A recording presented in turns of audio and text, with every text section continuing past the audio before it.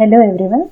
So today I am going to present Biology MCQ set 4. So without wasting any time, let's begin. So here first question is, what are the products obtained by anaerobic respiration in plants? So here the term respiration has come, as you can see here. So what does respiration mean? Actually, respiration is a process by which living things produce energy from food. In the previous set, maximum questions were related to nutrition. Okay, so here I'll try to cover both nutrition as well as some questions of respiration and transportation. Okay, तो respiration का term आप समझते हैं, एक ऐसा process जिसमें living things energy produce करते हैं from the food they obtain. Okay, तो यहाँ पे आप एक और term देख रहे हैं जिसका मतलब है anaerobic. तो देखते हैं anaerobic होता क्या है. ठीक है, यहाँ पे आप देख रहे हो कि किसी भी केस में whether it is in plants और animals, the first step is the breakdown of glucose, a 6 carbon molecule into a 3 carbon molecule called pyruvate.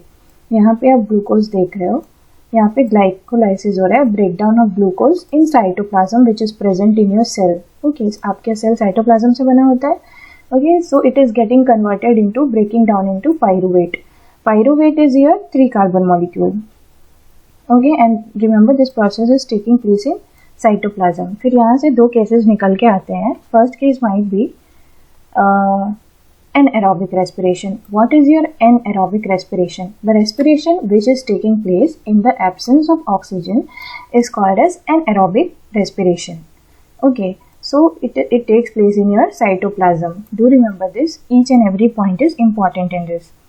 So in animals, you get a product of lactic acid, and in plants, which is also your question here, you get ethanol, carbon dioxide as well as your energy. So your answer is ethanol, carbon dioxide as well as energy. These are the products obtained by anaerobic respiration in plants. Let's see one more case here about aerobic respiration. Okay, so what happens? Aerobic respiration means respiration in the presence of oxygen. Okay, so this particular respiration takes place in mitochondria. This was taking place in cytoplasm. This is taking place in mitochondria. Okay, so you are getting the products as carbon dioxide and water as well as energy. So the release of energy in this aerobic process is a lot greater than anaerobic process. Do remember this. This is important. Okay, so this is done. Next question. The breakdown of pyruvate to give carbon dioxide, water and energy takes place in. This is also related to the previous question. I hope you will be able to answer this question after telling you about this chart. Okay, so what do you see here? This is taking place in mitochondria, right? So your answer for this question is mitochondria. Next question. Name the substances whose build-up in the muscles during vigorous physical exercise may cause cramps. So what happens basically is, sometimes when there is a lack of oxygen in our muscle cells, another pathway for the breakdown of pyruvate is taken. Here the pyruvate is converted into lactic acid, which is also a 3 carbon molecule. This build-up of lactic acid in our muscles during sudden activities causes cramps. I showed you here the anaerobic respiration in animals leads to production of your lactic acid, buildup of lactic acid. So this is your answer here, lactic acid and energy. Okay, these are important questions. These are again taken from NCERT itself. In biology, do remember that biology में क्या होता है ना कि कुछ particular keywords होते हैं. If you remember those well, then all the questions will be very easier for you to understand. Okay. सो ये सारी चीज़ें याद रखना कि साइटोप्लाज्म में क्या चीज़ हो रहा है, आपका माइटोकॉन्ड्रिया में क्या हो रहा है, किस में कौन सा प्रोडक्ट मिल रहा है, किस में एनर्जी ज़्यादा प्रोड्यूस हो रही है. ये सारे क्वेश्चंस अगर आप इस चार्ट को अच्छे से फॉलो कर लोगे ना, तो फिर आपको कोई प्रॉब्लम नहीं होगी. ठीक है, तो इस चार्ट को ना अच्छे से आप रिफ़र कर लेना. नेक्स्ट क्वेश्चन है, अच्छा, here also you can see this chart I have directly taken from NCERT text book. Glucose is a 6 carbon molecule. फिर इसका जब ग्लाइकोलाइसिस होता है साइटोप्लाज्म में, तो ये बनता है पाइरुवेट, जो कि एक 3 कार्बन मॉलिक्यूल है. ओके, फिर एब्सेंस ऑफ ऑक्सीजन, इसका टर्म क्या है? एनाएरोबिक respiration. you get this. Okay, and in the lack of oxygen in our muscle cells, which was our previous question, you get this lactic acid. This is again a 3 carbon molecule. Your ethanol is 2 carbon molecule. And in the presence of oxygen, इसका term का मतलब क्या है? Aerobic. ठीक है, aerobic. ये आप चीज़ याद रखना, मुझे यहाँ पे लिखते नहीं बन रहा है, सॉरी. ठीक है, फिर ये आपका होता है माइटोकॉन्ड्रिया में. Okay, you get carbon dioxide, water and energy. Okay, so this chart is also important. Even if you see these charts, these questions will be very easily attempted by you. Okay, so next question. Name the pores in a leaf through which respiratory exchange of gases takes place. So the answer for this is your stomata. You can see here option number D. So here you can see this diagram. This is the pore which is open, stomatal pore, and this is the pore which is closed. It helps in the exchange of gases, your carbon dioxide, oxygen. Okay, और water के भी exchange, जो water vapour evaporate होता है transpiration process से आपके leaf से, तो इसमें भी आपका स्टोमेटा ही हेल्प करता है. यहाँ पे जो स्टोमेटल पोर है वो गार्ड सेल से आप देख रहे हो. ठीक है, पैरेन्काइमा सेल्स गार्ड सेल से ये कवर्ड है. और ये गार्ड सेल्स का क्या काम होता है? इसके साइज को रेगुलेट करना. ठीक है, तो जब वाटर वेपर को इवापोरेट करना होता है तो फिर ये खुल जाता है. ओके, जब कुछ बाहर नहीं डालना है तो फिर ये ऐसे कॉन्ट्रैक्ट हो जाता है.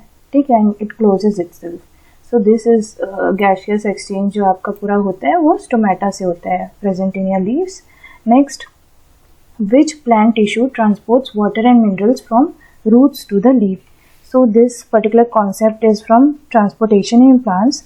आपको पता है कि प्लांट्स में, लीव्स में फोटोसिंथेसिस होता है. ओके, तो फोटोसिंथेसिस तो होता ही है, पर इसके लिए वो फूड बना लेता है अपने प्लांट्स के लिए, पर उसको बाकी सारी चीज़ें की भी ज़रूरत है. फॉर वाटर एंड मिनरल्स की वो कहाँ से मिलती है? उसको रूट से. ठीक है, डिजॉल्व फॉर्म में मिनरल्स और जो वाटर है वो रूट्स जो है सॉइल से लेते हैं, और फिर इसके लिए प्लांट टिश्यू हेल्प करता है जिसका नाम है xylem. Okay, this one way, this जो ब्लू डायरेक्शन का जो आप एरो देख रहे हैं, ठीक है, ऊपर जा रहा है, तो फिर वो प्लांट्स और डिजॉल्व मिनरल्स को बाकी प्लांट तक, लीव्स तक और उसके फ्रूट्स तक जो पहुंचा रहा है, ये काम है जाइलम का.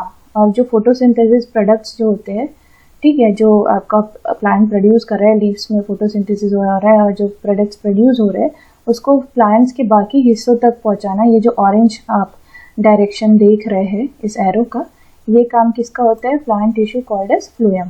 ठीक है, so these two are important tissues of plants. ठीक है, तो इसका आंसर क्या है? Xylem. Okay, let's move on to the next question. The movement of food in phloem is called as. ठीक है, तो यहाँ पे आप देख सकते हो ये जाइलम फ्लोएम का डायग्राम मैंने लिया है. इस पर्टिकुलर टर्म को हम लोग क्या कहते हैं? ट्रांसलोकेशन कहते हैं. ठीक है, this is the term translocation. ये क्या होता है ना, transport of soluble products of photosynthesis को ही ट्रांसलोकेशन कहते हैं. And it occurs in the part of the vascular tissue known as phloem, as you saw in the previous diagram. Okay, यहाँ पे आप देख लो ट्रांसलोकेशन ऑफ सुक्रोज. ये डायग्राम में ये एरो की डायरेक्शन आप देख लो कैसे ये ट्रांसपोर्ट कर रहा है. Okay, and these are the cells involved in this process in your plants. Next, carbohydrates in the plants are stored in the form of. Okay, so as we have studied earlier also, आपका जो plants है उसमें photosynthesis होता है और carbohydrates produce होते हैं. तो जो carbohydrates को plants को चाहिए होते हैं वो use कर लेता है, पर जो store करके रखना है जिसका अभी use नहीं है वो किस फॉर्म में स्टोर होते हैं प्लांट्स में? स्टार्च के फॉर्म में. Okay, so your option here will be starch. और सिमिलरली ह्यूमन, हमारे केस में क्या होता है कि जो हम लोग यूज़ कर लेते हैं एनर्जी के लिए, दैट इज़ फाइन, और जो स्टोर होके हमारे बॉडी में रहते हैं वो ग्लाइकोजन के फॉर्म में रहते हैं. Okay, next is in respiration air passes through. तो इसमें कौन कौन से ऑर्गन से पास होते हैं, उसके लिए रेस्पिरेटरी सिस्टम का डायग्राम मैं आपको शो करना चाहूँगी. यहाँ पे ये मैंने आपकी 10th की NCERT टेक्स्ट बुक से ही लिया हुआ है.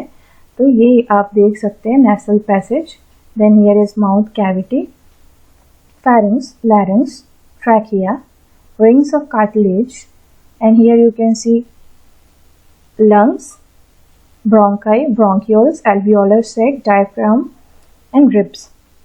These are the parts of your respiratory system. Okay, so briefly I'll explain what happens here. Okay, so यहाँ पे क्या होता है, in human beings air is taken into the body through nostrils. ठीक है, यहाँ पर से air pass होता है ऐसे, as you can see. The air passing through the nostrils is filtered by fine hairs that lines the passage. The passage is also lined with mucus which helps in this process. From here the air passes through the throat and into the lungs. ऐसे पास होता है, फिर lungs में चले जाता है. Okay, ऐसे. ठीक है. Rings of cartilage are present in the throat. This ensure that the air passage does not collapse. यहाँ पे आप rings of cartilage देख सकते हैं. Within the lungs, the passage divides into smaller and smaller tubes which finally terminate in balloon-like structures which are called alveoli. तो यहाँ पे तो आप देख ही रहे हो, lungs के बाद यहाँ पे bronchi है, this thing here, this is bronchi, and then you can see और branches में ये divide हो रहा है which is bronchioles, and then उसी को यहाँ पे बड़ा करके दिखाया गया है. These are respiratory bronchioles, these branches, and this balloon-like structures, these are your alveoli. Okay, so ये चीज़ आप ध्यान रखना, पूरा sequence आप याद रखना. Okay, the alveoli provides a surface where the exchange of gases can take place. The walls of alveoli contain an extensive network of blood vessels. यहाँ पे ये alveoli में, ठीक है. When we breathe in, we lift our ribs. ये ribs जो है ना, ये आप जो देख रहे हो, when we breathe in we lift our ribs and flatten our diaphragm, and the chest cavity becomes larger as a result. Because of this, air is sucked into the lungs and fills the expanded alveoli. वो आप feel भी कर सकते हो जब आप air breathing करते हो. The blood brings carbon dioxide from the rest of the body for release into the alveoli, and the oxygen in the alveolar air is taken up by blood in the alveolar blood vessels to be transported to all cells in the body. तो ये आपका काम पूरा respiratory system से होता है. And during the breathing cycle when air is taken in and let out, the lungs always contain a residual amount of air so that there is sufficient time for oxygen to be absorbed and for carbon dioxide to be released. Okay, so ये चीज़ आप याद रखना. और as far as this question is related, can you answer this now after seeing the diagram? तो nasal cavity तो पहले था, you might remember that, and then your pharynx, larynx, trachea, bronchial, फिर वो और ब्रांचेस में टूट के बनता है bronchioles. So this is the answer. Respiratory system, you must remember that, it is important. Let's see the next question. ये nutrition का क्वेश्चन आ गया अगेन, जो मैंने पिछले सेट में कवर किया था. I have kept 2 questions, 9th and 10th question related to your nutrition, just because क्योंकि पिछले सेट में मैंने पूरा डाइजेस्टिव सिस्टम एक्सप्लेन किया था, तो इससे आपको ये पता चलेगा कि आपकी उस पर कितनी पकड़ मजबूत हुई है. Okay, this is to test you actually. Proteins after digestion are converted into what? Okay, तो मैंने ये डायग्राम आपको दिखाया था पिछले बार डाइजेस्टिव सिस्टम का. तो यहाँ पे मैंने बताया भी था कि ये स्मॉल इंटेस्टाइन है, ठीक है. यहाँ पे कंप्लीट डाइजेशन होता है प्रोटीन्स, फैट्स और कार्बोहाइड्रेट्स का, राइट. और फिर यहाँ से सारे न्यूट्रिएंट्स और वाटर एब्जॉर्ब होते हैं, ठीक है. एब्जॉर्प्शन भी यहीं पे होता है. और यहाँ से लीवर का बाइल जूस भी यहाँ पे आता है, पैनक्रियास का पैनक्रियाटिक एंजाइम्स भी आता है, ठीक है. तो प्रोटीन्स यहाँ पे किस पे चेंज हो जाते हैं? Proteins change into your amino acids, okay. Fats change into your fatty acids and glycerol, okay.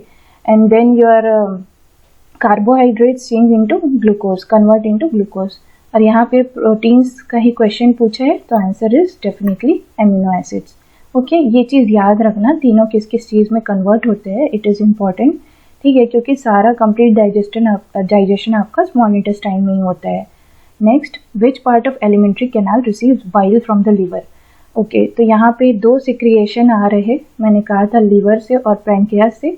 तो आपका बाइल जूस डेफिनेटली आपको मिलता है आपके लिवर से. So answer is very clear. Okay, तो अच्छा, यहाँ पे क्वेश्चन पूछे which part of alimentary canal, ठीक है.